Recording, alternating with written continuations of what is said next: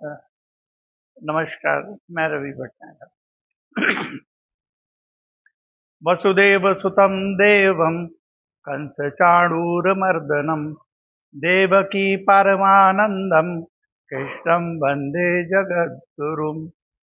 भवानी शङ्करौ वन्दे श्रद्धा विश्वासरूपिणौ याभ्यां विना न पश्यन्ति सिद्धा शान्तसमीश्वरम्। आज गुरु पूर्णिमा के अवसर पर आप सभी को हार्दिक बधाई, शुभकामनाएं। गुरु की महिमा के बारे में बहुत कुछ लिखा गया है और यहाँ तक लिखा गया कि गुरु के विषय में अगर 7 समुद्रों की शाही बना करके सभी अम, जंगलों की कलम बना दी जाए, पूरी पृथ्वी को कागज बना दिया जाए, तब भी गुरु की महिमा नहीं लिखी जाती। लेकिन जो गीता के माध्यम से भगवान कृष्ण को वो जगत गुरु कहा गया है। और जगत गुरु कहने में और रामचरितमानस में गोस्वामी जी ने भगवान शंकर को नित्य गुरु बोला और भगवती पार्वती के साथ उनका श्रद्धा और विश्वास के रूप में वर्णन किया गया। देखिए, पहले श्रद्धा ही आती है, विश्वास बाद में होता है। और श्रद्धा घट सकती है, बढ़ सकती है। विश्वास हो जाए तो विश्वास घटता नहीं है, विश्वास अटल होता है। तो विश्वास आने तक श्रद्धा घटती और बढ़ती रहती है। इसलिए भगवती को बुद्धि के रूप में माना गया और भगवान कृष्ण को जगत गुरु कहते हुए गीता के दूसरे अध्याय में ये कहा कि किस तरह से गुरु से प्राप्त करें। तो गुरु से प्राप्त करने के लिए तद विद्धि प्रणिपाते न, पहले आप जाइए उनके पास, शरणागत हो जाइए, विनम्र भाव से उनके चरणों में बैठ जाइए, परिप्रश्नेन सेवया। उसके उपरांत आप उनसे प्रश्न करें और उनकी सेवा करें। इस क्रम से आपको गुरु की कृपा प्राप्त होगी। तो गुरु कृपा प्राप्त होने पर फिर आपको आगे का ज्ञान मिलेगा। ब्रह्म विद्या के विषय में अगर बात करें तो ब्रह्म विद्या में भगवान कृष्ण ने 18 अध्याय बोला। और वो 18 अध्याय कब आया? जब अर्जुन को प्रश्न हो गया। पहला अध्याय अगर आप देखेंगे, विषाद योग में अर्जुन ने बोल दिया कि मेरे को युद्ध करने में वो है, अपने स्वजन है, ये सब बातें कहा। लेकिन दूसरे अध्याय के आरंभ में उन्होंने बोला कि मेरी बुद्धि मोह से भ्रमित हो गई है और बोला कि शिष्यस्ते हम साधे माम त्वाम प्रपन्नम। हे भगवान, मैं आपका शिष्य रूप में वर्ण करता हूँ, मैं आपका शिष्य हूं और मैं आपकी शरण में हूं। तो आप मेरा कल्याण करें, मुझे उचित रास्ता आप बताएं। 7वां श्लोक, दूसरा अध्याय। और उसके बाद फिर पूरी गीता भगवान ने सभी योगों का उसमें किया। यद्यपि 11वें अध्याय में भगवान ने विश्व रूप का दर्शन भी करा दिया। अगर विश्व विराट रूप का दर्शन करने के बाद भी अर्जुन की समस्या समाप्त नहीं हुई। और 12वें अध्याय में फिर भगवान ने भक्ति योग भी बताया। 13, 14, 15, 18 अध्याय।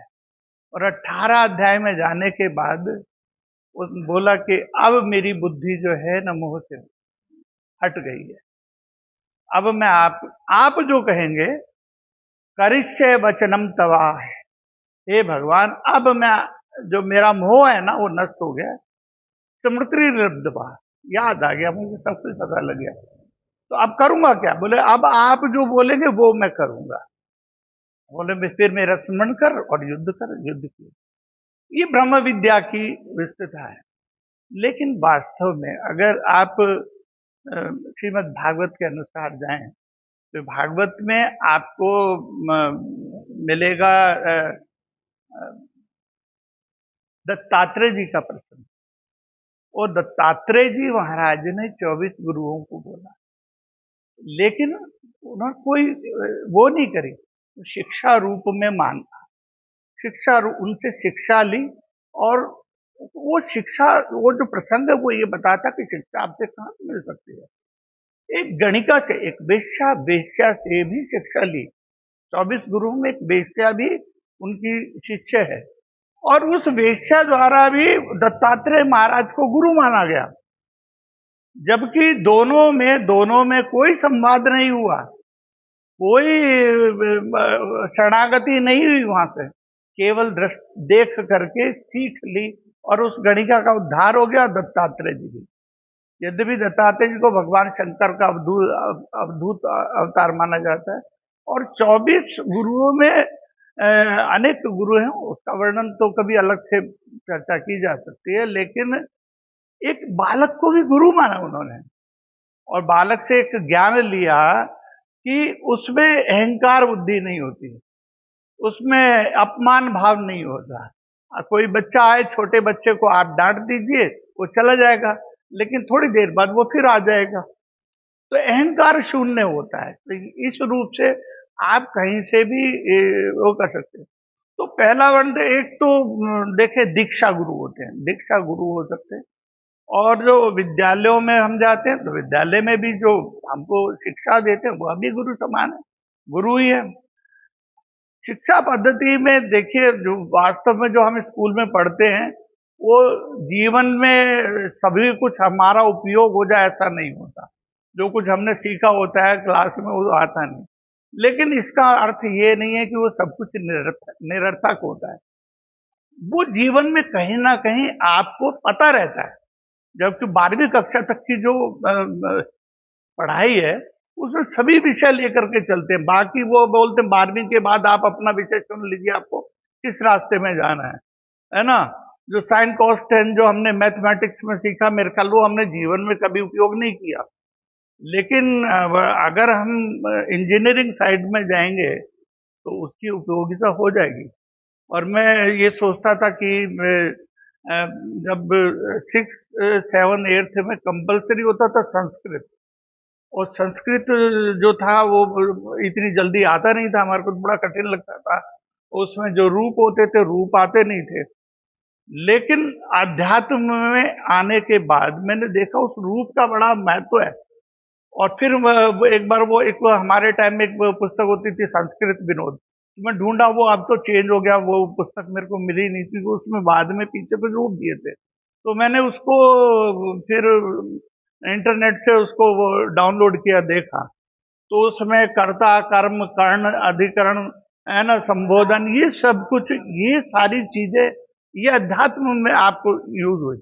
तो एक समय में जो कठिन लगता था, अभी उसको समझने में बड़ी आसानी हुई। तो तात्पर्य ये है कि गुरु जो है, ये जरूरी नहीं है कि आपको दीक्षा दें वही गुरु है। शिक्षा के रूप में भी हो सकते हैं, और प्रेरणा के रूप में भी हो सकते हैं। जिस प्रकार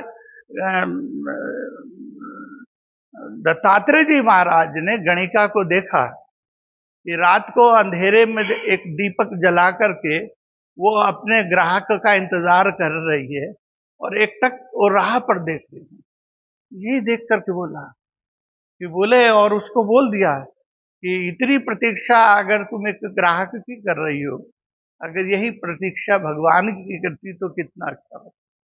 और उसी से वो लेकर के उन्होंने दत्तात्रेय जी महाराज ने गणिका को गुरु माना, कि इसकी साधना कैसी हो कि अपने ईश्वर की एक टकटकी लगा करके प्रतीक्षा करी जाए।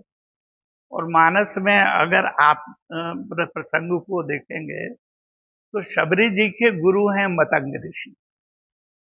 और शबरी जी तो क्या था कि वहां पे आश्रम, घर से भाग गई थी अपने घर से, क्योंकि उनकी शादी हो रही थी, और वहां पे कुछ शादी के उपलक्ष्य में काटने के लिए भेड़ बकरियां लेकर। तो शबरी जी को लगा कि शादी मेरी होगी, इन भेड़ बकरियों की जान भी नवाज में जाएगी, तो क्यों ना मैं भाग जाऊं। तो भाग गई जंगल में, जाके मतंग ऋषि का आश्रम वहां था। तो वहां देखा कुछ राजकुमार लेके आते थे, लकड़ियां वकड़ी सुनते थे, उनको कांटा लगते थे, तो साफ कर दिया उधर से। तो मतंग ऋषि ने देखा कि पहले कुछ यहाँ पे कांटे वाटे होते थे, अब नहीं होते। तो कौन लाता, आजकल ये राजकुमार जाते थे तो उन्होंने सोचा ये बेचारे सुकुमार हैं, जाते हैं, इनको लकड़ियां ढूंढने में बड़ी दिक्कत होती है, तो ढूंढ के लाके गट्ठर बना के वहीं रख देते, तो खुद छुप जाते। तो गुरु ने देखा कि आजकल ये बड़ी जल्दी से लकड़ी उकड़ी ले आते, भाई बड़ी जल्दी लाते हो।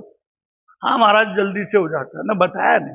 तो मतंग ऋषि को लगा कि कुछ गड़बड़ है, तो रात को छुप के देखा है। तो देखा तो ये माँ शबरी रात को सफाई कर दी। तो निष्ठा देख करके मतंग ऋषि ने कहा, कौन है तुम?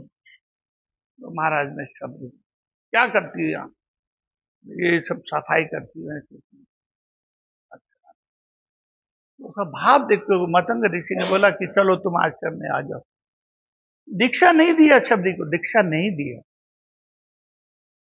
कुछ उन्होंने विरोध भी किया कि स्त्री है, आश्रम में नहीं आ सकती, लेकिन मतंग ऋषि ने कहा कि ठीक है, आपको जिसको आना है ये, नहीं आना मत आइए, ये रहेगी। तो आश्रम का काम, सेवा का काम जब भी। लेकिन गुरु निष्ठा के कारण गुरु जी ने बोला उनको कि मेरे भाग्य में भगवान का दर्शन नहीं है, लेकिन तुम्हारी सेवा और तुम्हारे ये, तुम्हारे भाग्य में भगवान का दर्शन है, तो यहीं प्रतीक्षा करना, भगवान आएंगे।